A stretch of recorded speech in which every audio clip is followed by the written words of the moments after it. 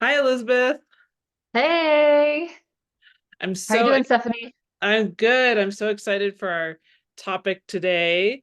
But before we jump in, how was your day and where are you with your writing? Um, Today was a childcare day, so it wasn't heavy on the writing. I did do some reading. It's actually a rereading of a memoir, which is actually very relevant. I'm sure we'll get into that a little bit Yeah. today.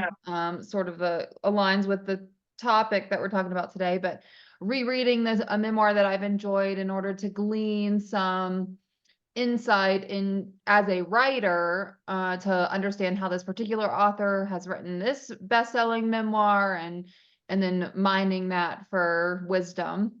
So I did some of that reading, and then I just got back from a restore and write yoga class, which is basically a yin yoga practice of, supported yoga poses for the benefit of sort of massaging your parasympathetic nervous system. It's not meant for like stretching or building muscle or anything like that. It's just for like Hmm. getting in out of a fight or flight mode and into a rest and digest mode with your nervous system.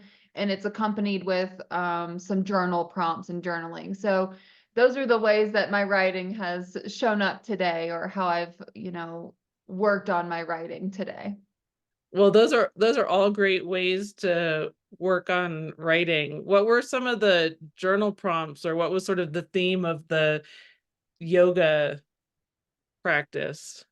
So the theme that they were focusing on, because this is the first time they're bringing it back in the series, and also the beginning of the year, was about pruning, what you need to prune in your life, what it would feel like to have more space, what would you bring into that space. It was an interesting reflection for me because at the jump, I was thinking like, oh, what a waste. Like I just did all my pruning. I've been pruning for the last 6 months. I don't need to think about more things to prune, Yeah. right? But it was still really helpful to just take that moment to reflect on what all I have pruned between the divorce and sort of rebalancing my time and energy, making sure that I'm pouring into myself first and foremost before giving all that time and energy in a caretaking role to my kid, to, my former spouse, that sort of thing. So there was some good reflection for me in just reminding myself of how far I've come and how intentional I'm trying to be with what I put in its place. And the facilitator also had us kind of scan our body to see if anything was sort of like a full body no. And Hmm. for me, the thing that came up when I did that was doing for the sake of doing. I think there's a lot of tendency, especially in starting a new business, to want to feel like you have something to be able to say for the day, like, I did X. And that's great if that's something that needs to be done. But I have a tendency to create busy projects for myself just Hmm. so I have something that I can, show in case someone tries to hold me accountable for my time. Like, were you productive today? Did you put in effort today? Oh my Um, goodness, I know that so well because I absolutely fall into that same trap because I've always sort of been that one who feels like I need to be doing something. And what I've learned so much, and as we've talked, is that huge value of resting and providing that balance for yourself because you can show up so much better and stronger. And I think the idea of pruning is so powerful, especially at this time of year when people sometimes actually think about adding more because it's like, oh, it's the beginning of the year. I've got to do this and I've got to add this. yes. Oh, I haven't been doing this and I have to do this. When in reality, in a way, like winter time and kind of turning inward and saying, like, well, how can I take care of myself and show up for myself? And especially even more so with starting a new business or going into your writing and really focusing on that, you have to allow yourself the space to just be. And it's hard. Our culture doesn't like really allow for that in so many ways. And so, in a way, there's a certain amount of just taking back some power for yourself when you just say, you know what, I'm going to buck the system a little bit here and say, no, like this is not working for me. You're right. Almost all the New Year's resolutions are about like adding to your schedule, right? Or something that takes more time, whether it's cooking healthier meals or, things like that.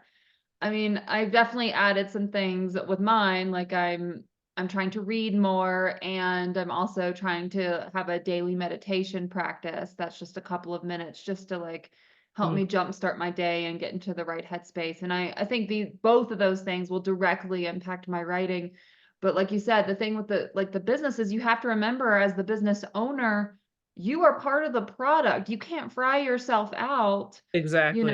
You have to make sure that you have that balance. You have to make sure, I mean, for us, we need to have something to be able to say about our writing projects. So if we're spending all of our time focusing on, the front facing business aspects of it, then we may not be making, great progress with, the books that we're writing or the other things that we're doing as writers. And I do think it's important. Did Well, you end up working on anything with your book or writing today? Well, yeah, I was just going to make one comment, and that was, I mean, one of the things you mentioned was that even though you're adding things, you're being so intentional about it. So I think that there's a difference in that way, as opposed to just adding for the sake of adding because, you're scrolling Facebook or whatever and thinking like, oh, I have to add this because that's what everybody's doing. So I think the intentional piece is huge.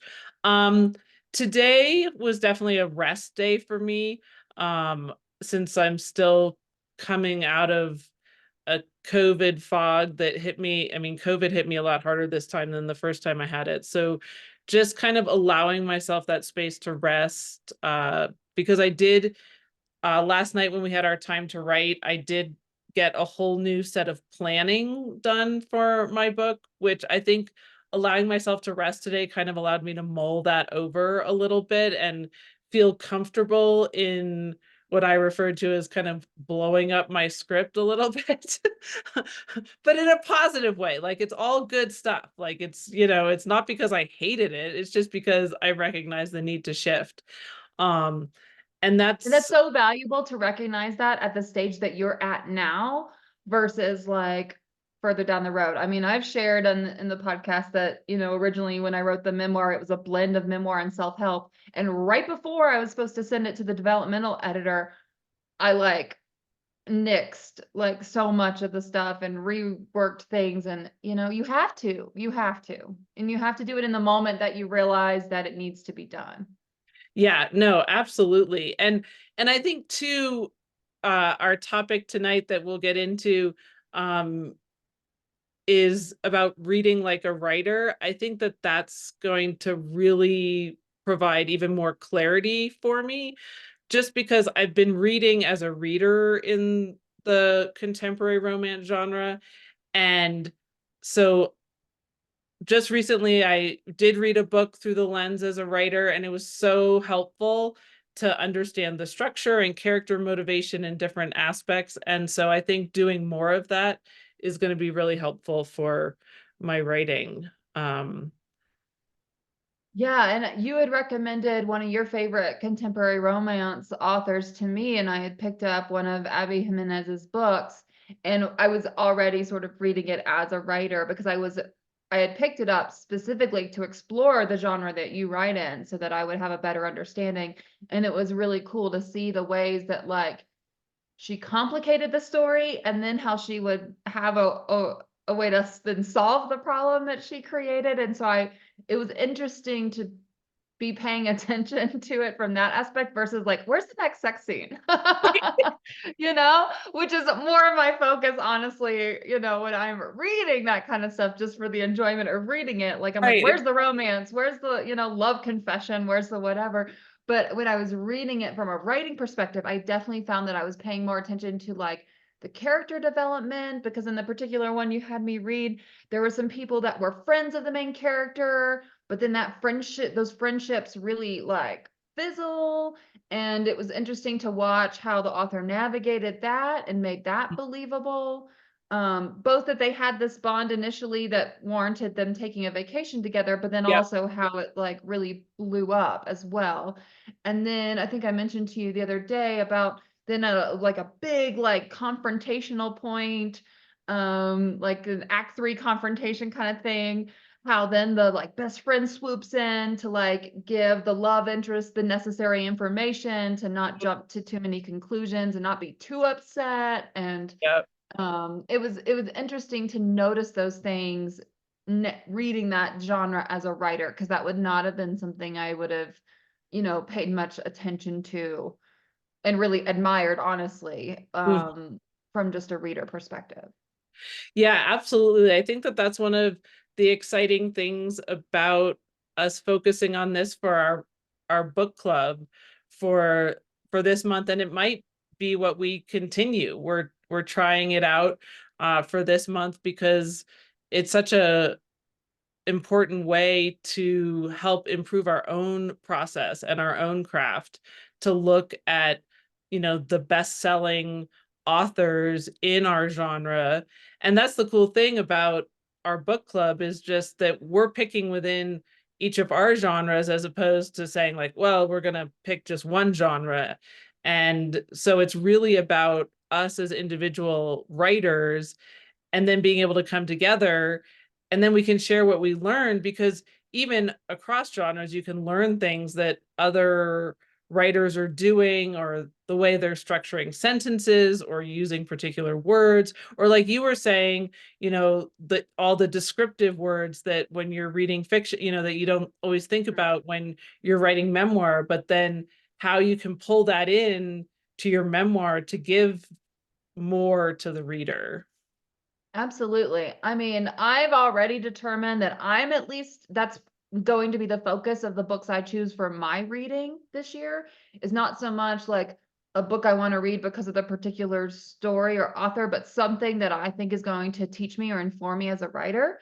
So I was starting to dig into, and we had brainstormed a lot of this when we had, back before we even launched the community and knew that we wanted to have this book club component and wanted to do it from a writer's perspective. We had sort of brainstormed these kind of key topics that we felt like were important to writers, and then things like understanding the hero's journey and what that looks like, and how you might use elements of it or follow the whole format in order to like move a story along and maintain momentum in a story. We talked about exploring like romantic tropes and how those are dealt with.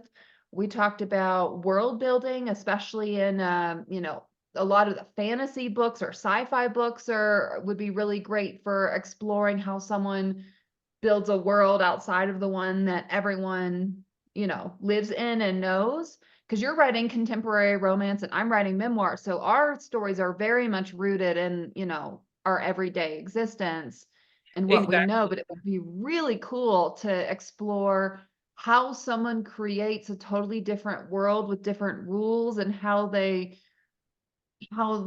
like foster those and build those and make them believable, what they borrow from the real world versus Mhm. what they just totally take liberties and create for themselves. We've Absolutely. Well, talked about and I it. think, Go sorry to ahead. interrupt, but so that makes me think a lot, because in contemporary romance, there are some authors who use real places and others who created spaces. Mhm. So it's always interesting to see how they do that, and how they create a whole world, and a lot of that's driven by dialogue, interestingly enough.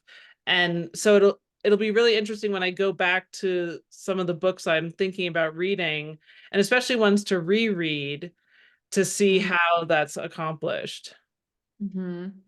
Well, and I just had this idea that I'm jotting down, that it'd be cool whenever we pick, a book to represent what we're going to explore for world building, if we find one where it's like two worlds.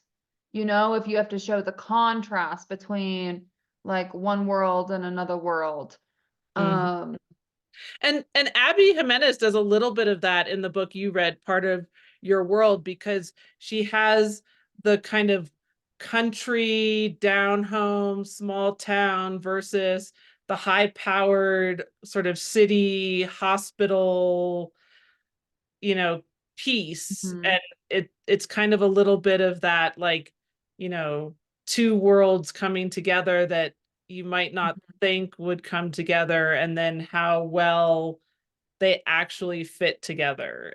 Yeah, so that's also kind of an interesting See, and piece. hers felt totally like not world building to me, only because I've lived in Minnesota Yeah. and that small town was every small town Minnesota. Like she did such a good job of like capturing that. And so it's like I've been there, you know, like I know that place. I would love to explore one that's like totally created for the purpose Yeah. of, you know, a book as well to see that. But yeah, you're right. I mean, she did balance like the two different worlds, but hers are still very rooted in actual like Oh, yes. place, even if she gives it a Yes. different, you know, she did, I think, in the acknowledgement say that she had, you know, reached out to a indigenous community to figure out what to name it, and there was intention behind, you know, naming the small town and stuff. But Yeah, absolutely. Well, and I mean, she lives in Minnesota, full time mhm. and stuff. So it's always interesting. And we've talked about this before,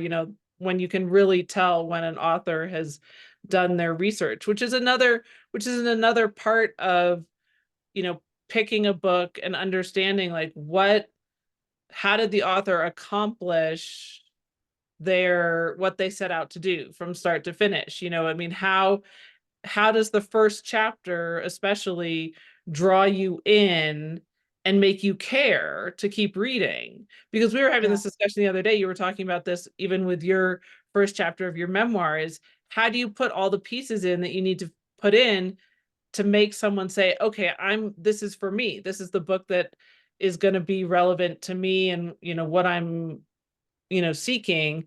And the same Mhm. thing I think about with, there certainly have been books that whether I've listened to them or picked them up where I'm not that interested in them, but then I kind of have that thought in my head where I'm like, well, I'm not really interested in this, but I'm kind of curious about what the author is doing or what they're going to do with this. And so then it's actually helped me keep reading to see like, oh, okay, but then Mhm. I mean, I might still not like the book, but it's, I've been using more of my, writer lens to say, okay, well, this didn't really draw me in. Maybe there's a reason why. And so I don't want to make that same mistake as a writer to have someone read and go, no, not working.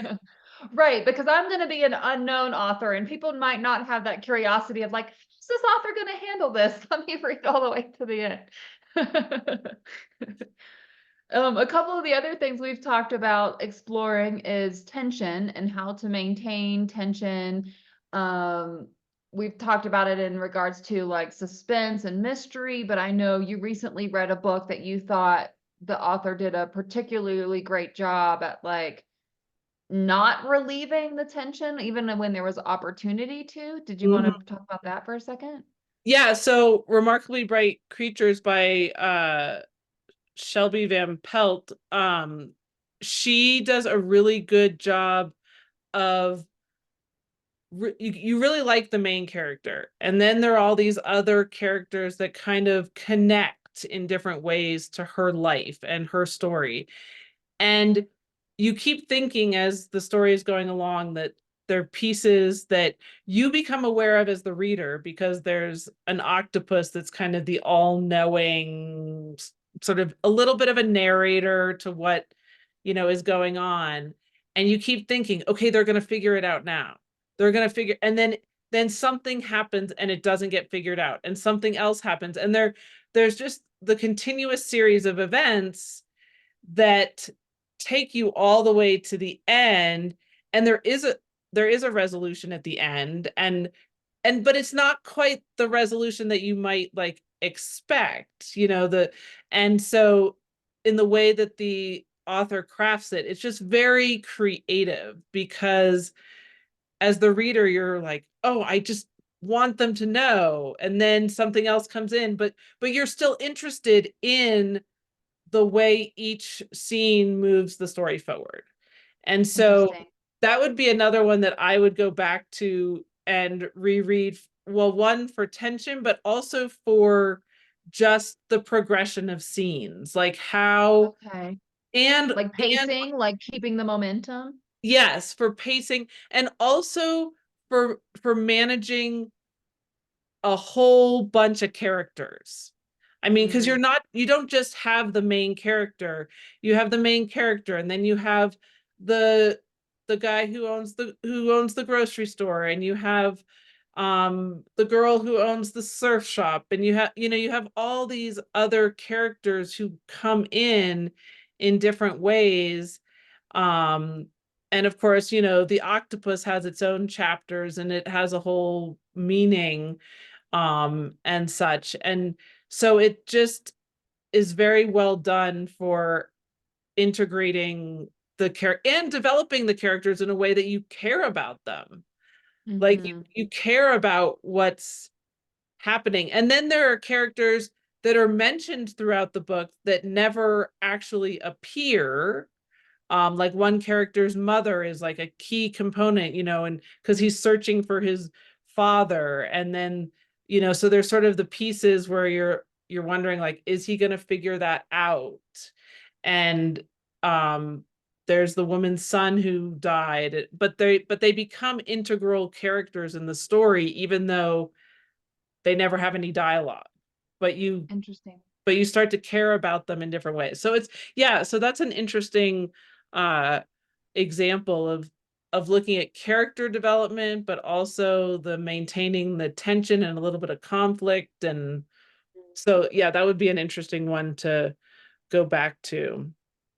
Yeah, I'm very interested in exploring character development as well, particularly for selfish reasons in memoir, because I also have to be able to show how I've evolved and changed over the course of the period of time that I cover in my memoir. I've seen it done artfully in other memoirs. The one that came to mind was The Dirty Life, which I read a long time ago, but when I was really in my homesteading book reading, it was one of my favorite ones. And it's one I own a copy, I've passed it around to a bunch of people, and I would love to read it again, to just look at how she described and showed that development, or those shifts between being like the city girl to being like out in the middle of nowhere on a homestead, driving draft horses in order to plow the fields. I mean, it's a huge contrast of worlds that she like Mhm. came from and is operating in. And I would love to see, I'm curious now as a writer how she accomplished that. Like, did she show us the same like scenario and show that she reacted differently in the beginning versus, towards the end? And then I was also doing some research last night on character development and books that really showed that. And the one that came up, I want to say it won like one of the best fiction awards or whatever for either 22 or 23. And it's Barbara Kingsolver, Demon Copperhead. Oh yeah, I haven't read that, but I've heard it mentioned so many times. Yeah, And so it sounded really good, and it basically it's fiction, but people say it's written in such a way that's so captivating and so realistic that it almost reads as memoir, even though interesting. it's fictional. And people were the reviews I was reading of it and the descriptions of it really highlighted her character development and the way that she made this character really come to life. My inclination is that if we compared character developments, within fiction and nonfiction, that we would see that in nonfiction, in the real world, there's a little bit more like up and down because we're not perfect and we don't grow linearly, and we don't Yeah. develop linearly. Whereas in some fictional works, the tendency may be to have the character like generally grow linearly, maybe only have one hiccup or two for tension building or to, complicate the story. But rarely do I see like a fictional character make a really sudden backslide back into old habits and waste another 3 years with someone they shouldn't be with, that sort of thing. But I Right. think it would be interesting to look at some of that as well, both character development in memoir and also character development in fiction.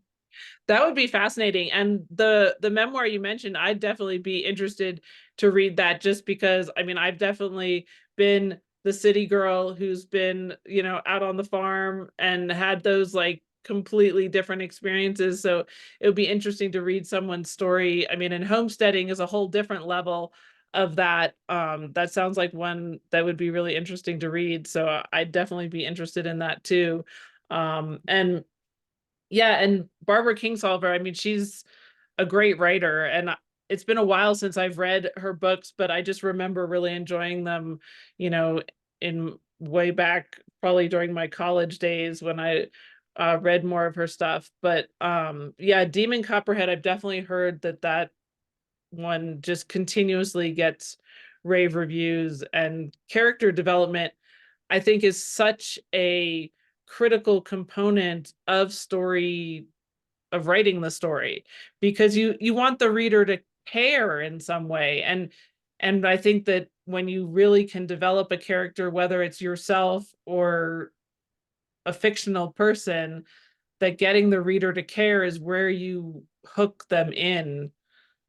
I think also I saw it like people were saying she created just a very strong sense of place within Mm, that too. It takes place in like Appalachia, and you've got like the poverty and the sense that like there's very little opportunity for, economic, mobility or growth or development. So I think it would be a really good one on a number of different levels. So I'm definitely throwing that out there as one that I think we should dig into and just glean whatever it is. I mean, I definitely think it'll be character development. I think it'll be, setting a scene. Who knows? Maybe we'll also find that there's like some really interesting dialogue. I am certainly curious how she chose to capture that sort of Appalachian twang that yeah. is very characteristic.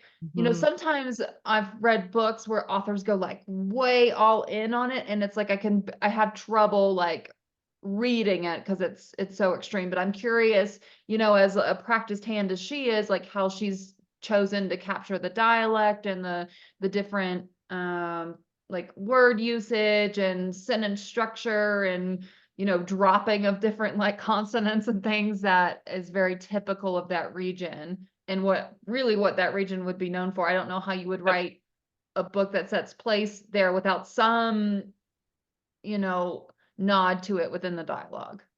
Absolutely. Well, I don't think that you'd have the level of readership that that book has, brought in without really having done your research, because I mean, her books are so well read across the board, and you know that there are people who, have their opinions and knowledge of spaces and places, and they're gonna know if, whether or not it hit the mark. And clearly it did. And it would be, yeah, it would be really interesting to read that one as part of our reading Mhm. like a writer uh series here, because I mean, now I'm more curious, because I'm like, oh, this makes it even more, exciting, since it's Right. outside of genres, outside of books I typically would pick up. Even though Yeah. I enjoy her writing, I've been so focused in my genre just for my own writing purposes. And as I say, it's good to broaden perspectives, especially when looking at books that are so well received by readers, because of course, as writers, we do have to think about an audience. Who is that audience? Um, you know, we can have an idea, but sometimes Mhm. who the audience becomes can really surprise you too. Right, and you've heard me rail on some memoirs I read that are written by like famous people, and they spend the first, 3 or 4 chapters giving this like whole genealogy that I could care less about. And some of those I even just put down. Like they just don't capture me enough, and I'm not that invested in like the Mm, person's life from the lens of them just being famous that I want to actually continue reading the story. Um, yeah, that's just one example of like thinking about your reader and like who your audience really is. mm-hmm. Exactly. Yeah, I think it's so important. And I mean, some of the other things is that another way that I like to think about this whole process is just thinking of each of the books as a mentor. We don't have, I mean, we certainly have access to a lot of information, but we don't always have access directly to the writers. And being able to, pick up their books and say, okay, how did they do it? How did they, start this? How did they finish it? What are the choices that they're making? And, and I'm excited to, jump in with my Post-its again and what, and mark up books and because I've definitely heard that there's much more value in having the book in hand for a process like this than even using an e-reader, where even though you can annotate and take notes, it doesn't have the same impact as when, at least in my perspective, of being able to flip the pages back or go back to spaces easily and say like, oh, what was my question there? Or what was my curiosity? Or what was that passage that struck me, in such a way, which brings to mind another book, speaking of passages that are very striking, is The Midnight Library. I listened to the book and I've been meaning to pick up a hard copy. It's been a while since I've listened to it, but I What's just the remember genre? um it's sort of,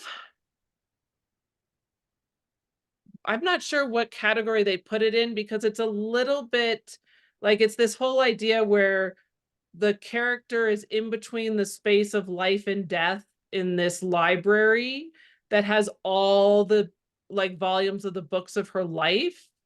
And it's kind of this reflection of, picking certain books off the shelf of things that happened in her life and how her life might have been different if she had made that choice.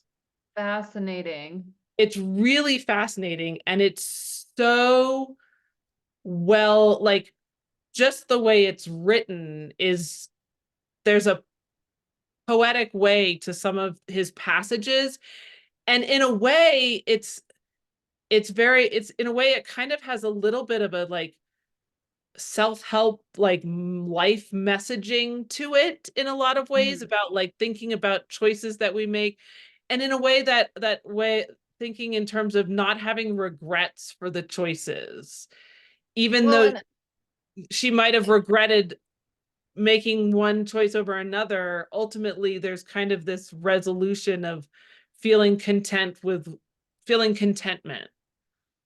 But yeah, it's a and cool.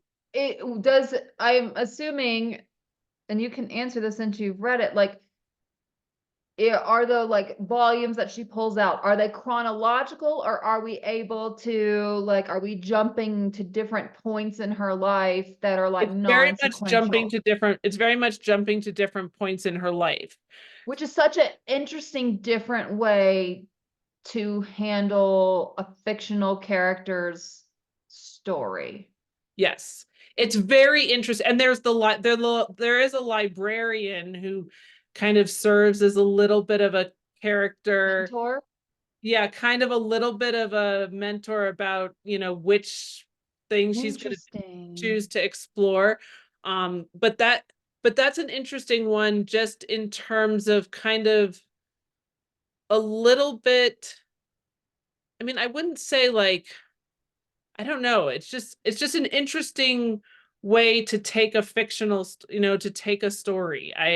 Yeah, and I to mean, because take away that linear aspect is so intriguing. That would be interesting to study from that perspective. And it almost sounds like it could be a retroactive hero's journey. yes, You yes. know, like it's almost like a reflective sort of thing. That sounds interesting. For sure. I think that would be a cool one to explore. Yeah, and I just remember like following the author at the time when the book was published, like he had no idea that it was going to be a bestseller at all. Like he was not anticipating that happening. Like he kind of felt like his own world was a mess, and in a way it was, the book reflected a little bit of, that aspect of his own like messiness. Uh Yeah. but it's another one where you care about the character, Mhm. in a way that, and you're just so interested in the kind of the journey that she goes on with this. And I don't know, for me it was also this concept of, and we all have curiosities of that space in between, or what happens between life Mhm. and death. And Are we um gonna look back with regret? Are we gonna wish we did something different? I feel like it would be so informative even for memoir writing to read that and to see what parts, like as a writer, I resonate with, to know that, oh, well, readers want to see this kind of moment. Readers want to see you like at your low points. Readers want, I think with memoirs, sometimes you want to keep some of the skeletons in the closet, right? Right. But I think it'd be interesting to read it even from the perspective of like, you know, mirroring some of that for the purpose of memoir. And it's interesting. I hadn't even thought about it as a way to think about writing a memoir, but in a way, there's an aspect of that because it's that whole piece It's of fictional what do you memoir choose? is Yeah, basically what it is. like Yeah. what is she choosing to reflect back on? What choices did she make that, or what opportunities did she not take that then took her life in this direction or that direction? And in a way, yeah, that would be an interesting way to think about that. Yeah. And then the last like sort of brainstorming idea as far as like a particular like topic to explore, which you already referenced a little bit earlier, but word choice. And the one that I thought about for doing that is Amanda Gorman's poetry book. Oh yes, her word Because choice. with poetry, you have to be so Yes. specific because your words have to do so much more in a poem than in like a full-length novel. And so I Mhm. think it would be interesting to study word choice using her poetry because I don't know if you were there when our local group did a master class. We got to watch one of the master classes that she does, and she spoke specifically about how careful she is about her word choice. So I I missed think it that one, but I mean I think she it'd is be really cool. yeah, I mean she is incredible with her word choice. Yeah, that is definitely a great example for a place to focus for that for sure. And word choice is so important. Especially, I've been thinking about it, especially with dialogue for moving Mm. my story along and thinking about that just in terms of even in descriptions and transitions and all of those Yeah. I've spaces. mostly been thinking about it in regards to verbs as I've tried to strengthen my verb and remove the adverbs. And choosing a more, like a stronger verb or a more accurate verb, and some of it just does not like come very naturally to me, especially in just trying to describe my own life. But that's why, I think some of this, reading of other people's writing, especially the people who have, gotten some recognition for their work or widespread readership, I think that that will be helpful in seeing some of that. So I'm definitely curious to explore that some more. Oh, I absolutely agree. And I know for me, I need to tighten up some of my, prose a little bit more just because I'll I'll switch to the more passive voice sometimes, and Mhm. it slows the story down, and it doesn't sound like I've made a definitive choice about what a character is thinking or doing. And so I have to be Mm. really careful about that. And then the other piece that, as you know from having read part of what I've shared with you, the sort of flipping tense, like I need to stay in the present tense and not be in the past tense unless I'm really talking about the past. And especially since I'm working with first person point of view, and there's a there's definitely an added challenge with that I'm finding. Um, Have you decided to definitely stay in present tense? I've decided that for right now. Mhm.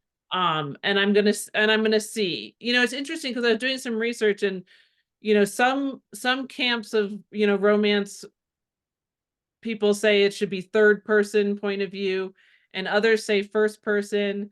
And certainly when I was at the romance book club at the bookstore in Columbia, Missouri, that it was definitely everybody was much more like, oh, I love first person. But then there were some who were like, I really like third person because I can kind of be kind of a little bit removed and not in the character's head. And so I'm kind of playing around with that. But I do Yeah. notice that a lot more of the contemporary romance I've read or listened to have been more often in the first person. Mhm.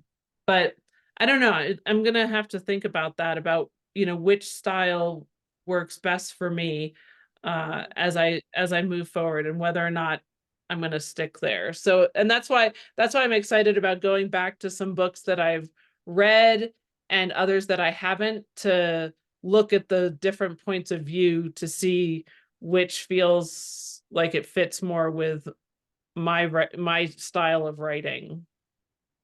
Right. I mean, I'm obviously writing in first person because I'm writing memoir, but I'm currently rereading Untamed by Glennon Doyle, and it's interesting because I don't know, some part of me thinks she gets some liberties because she's already like a well-known author, so she can break some of the rules. Hmm. But some of her stories, and it's all vignettes, right? So it's not necessarily chronological. The stories are grouped by theme as opposed to a chronological timeline. So, in one part, she's, just found out she's pregnant, but then she's also just met Abby, but then she goes back to like being with her husband and not, not divorced yet. And, it jumps all around. It still makes sense because it's all these vignettes, and that's the Yeah. benefit of using that style versus like a narrative memoir. Um, but it's interesting because some of the vignettes are written in first person present tense, and some of them are written in past tense. Interesting. And so I need to like reread some of those that are where she's chosen one versus the other to figure out why, or get a sense of why she's chosen one versus the other. Hmm. I played around with it in my memoir pretty early on because after I read I'm Glad My Mother Died, um Jeanette McCurdy wrote hers all in first person present tense, and it was definitely very captivating. Like it put you like right there in the story, and that was appealing.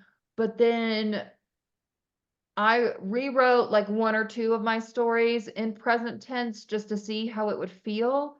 And to be honest, given some of the topics I'm planning to cover, I honestly felt like for my reader, it was too much. Like Hmm. it's already some heavy topics, and to put the reader in those moments with me, I for one don't really enjoy having to relive them for the purpose of writing them, but I certainly don't want the reader to have to live through all my trauma, in the first person present tense. Like it's a little too confronting for some of the topics that I will be covering in my memoir. And so that's why I ultimately settled on, just keeping it as past tense, which is, fairly standard for memoir. Well, yeah, and it sounds like that makes sense just in terms of, also timeline. I mean, I'm curious with what you mentioned about, Untamed, if some of the past tense, is it because it's further back in the past, or is it no? And interesting. No, like I think it was, I'd have to look back, but I think it was the one of the chapters where she's like sitting there on the bathroom floor, seeing the positive pregnancy test and, wondering like, how am I going to do this? Can I do this? Why am I going, that sort of like whole stepping Yeah. into her role as like a mother. Um, because generally speaking, it's like most people will write their memoir in past tense, except though you'll use present tense where you're going to do like a newer reflection on a past experience. Like nowadays, I look back and I see this as blah, blah, blah, blah, then you'll use present tense if it's sort of Right. a newer reflection on a past event. And having that present tense stand out in that way. But no, it was a past story that she Interesting. wrote in present tense, even though other past stories are written in past tense.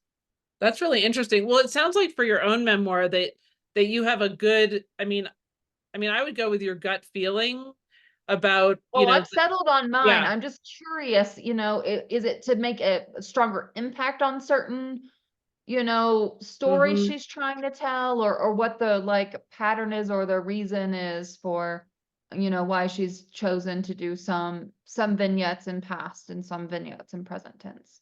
It would be interesting to see if anybody's asked her that in an interview somewhere, where, you can go back and reread and come up with your thinking and your, how you see it working. But then it would be interesting to see if there's been any mention in any interviews with her about her choice to to do it to do the vignettes in that way, to kind of see like, if what you were thinking aligns. That would be kind of an interesting thing to I mean, I'm understand. not above, emailing her either and just Well, asking.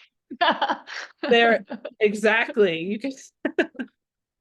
But yeah, I mean, I was going to bring that up earlier. That's part of the benefit too, if we end up choosing books that have been more recently published, is that a lot of these authors have gone, have done the circuit and done the interviews and done the podcast where we may have the opportunity to also listen to the artist, the author talk about their book. And so that would be an interesting, aspect to bring into the book club piece, to hear, their take on their own work or what they were trying to accomplish through their work. Oh, absolutely. I always find that fascinating. And I grew up surrounded by books, and I've always been, such a like geek about, whenever I have a chance to hear an author, being able to go listen to them speak. And of course now, we're afforded so many more opportunities with so much online, and it's always fascinating when you can hear about their process. And of course now, the authors that are using social media, you can learn even more about, little behind the scenes peek, or, they share little tidbits about their book and the process. And yeah, that'll be the neat thing too, with the books that we choose, to go back and see, where the author's head was when going through their own process, and see how that can influence ours. Yeah, so listener, what you can expect from us, at least at the moment, is this month, January, we have decided that Stephanie and I are each going to read a book in our own genres, and we're going to record a podcast episode about our takeaways and what we saw and how we're applying those insights to our own writing.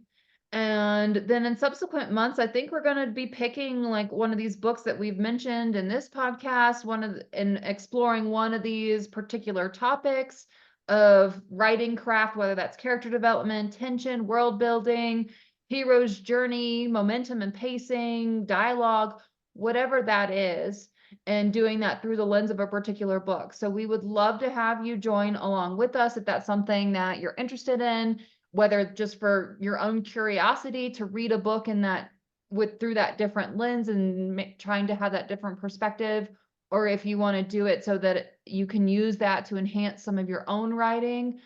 We're really excited for this, and we'll of course be recording future podcast episodes that also hit on these topics.